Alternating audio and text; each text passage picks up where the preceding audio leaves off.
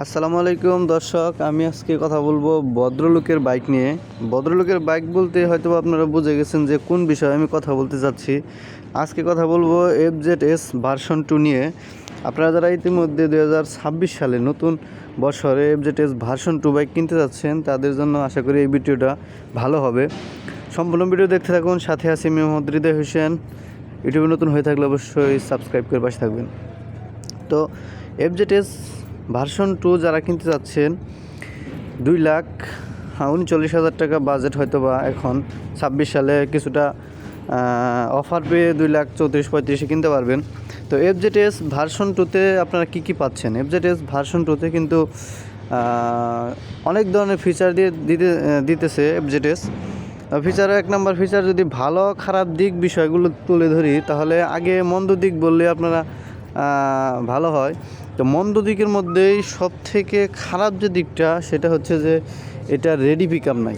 আপনারা ready pick up তুলতে পারবেন না। আপনি যদি ওভারটেকিং করতে চান সেক্ষেত্রে খুব সাবধানের সাথে ওভারটেকিং করতে হবে, না হলে দুর্ঘটনার শিকার হয়ে যেতে পারেন।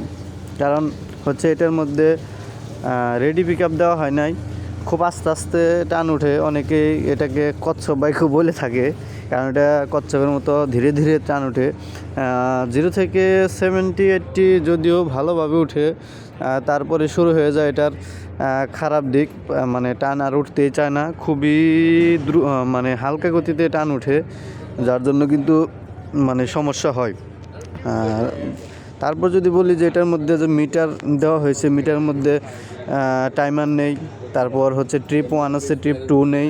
তারপরে আদার্স মানে বিষয়গুলো যদি বলি তাহলে বলা যায় যে এটার মধ্যে একটি টাইম মিটার দেওয়া উচিত ছিল, কারণ বর্তমানে যারা এই বাইকটি কিনে তারা ভদ্রলোক মানুষ বা যারা অফিস করার জন্য বাইকটা বেশিরভাগ কিনে, তো টাইমটা দেওয়া আমি মনে করি যে উচিত ছিল। তারপর টিপবি দিলে মাইলেজ টেস্টের জন্য ভালো হয়, টিপবি দেওয়া উচিত ছিল। তারপরে এটার আরেকটা খারাপ দিক হচ্ছে যে এটার মধ্যে গিয়ার ইন্ডিকেটর দেওয়া হয়নি। গিয়ার ইন্ডিকেটরটা দিলে ভালো হয়, কারণ হচ্ছে যে যারা মানে নতুন আছে তাদের জন্য গিয়ার ইন্ডিকেটরটা খুবই দরকার পড়ে যায়। কারণ হচ্ছে যে গিয়ার ইন্ডিকেটর ছাড়া আসলে কোনো কিছু রাইড করার সমস্যা হয়ে দাঁড়ায়। তো আমি বলবো যে গিয়ার ইন্ডিকেটরটা দেওয়া খুবই দরকার ছিল।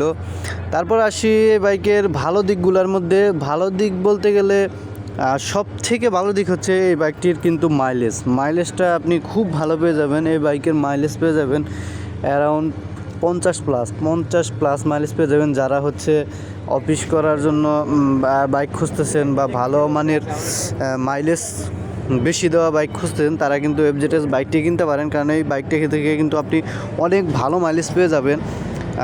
এক কথায় 50+ পেয়ে যাবেন। আপনি সিটিতে একটু কম পেতে পারেন, কিন্তু হাইওয়েতে 50 থেকে 55-র মধ্যে পেয়ে যাবেন, যেটা কিন্তু বর্তমান এই 150 সিসির মধ্যে খুবই রেয়ার। তারপর হচ্ছে এই বাইকটির মধ্যে আপনি মোটা চাকা পেয়ে যাবেন 140-এর।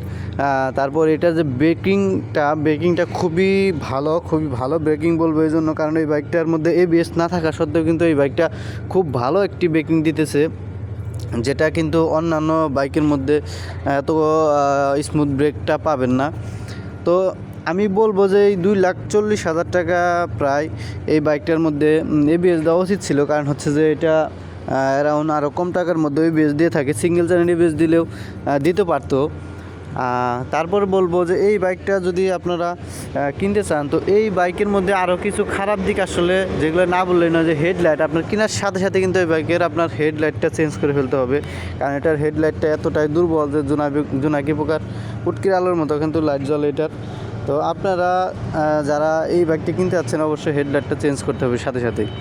তো আরও কিছু ভালো দিক যেটা বলবো সেটা হচ্ছে যে এই বাইকটা দিয়ে আপনারা খুব কমফোর্টলি পিলিয়ন নিয়ে ড্রাইভ করতে পারবেন, লং ড্রাইভ, কারণ কোনো ব্যাক পেন হবে না, কারণ এই বাইকের মধ্যে সিটিং পজিশনটা খুবই ভালো দেওয়া হয়েছে।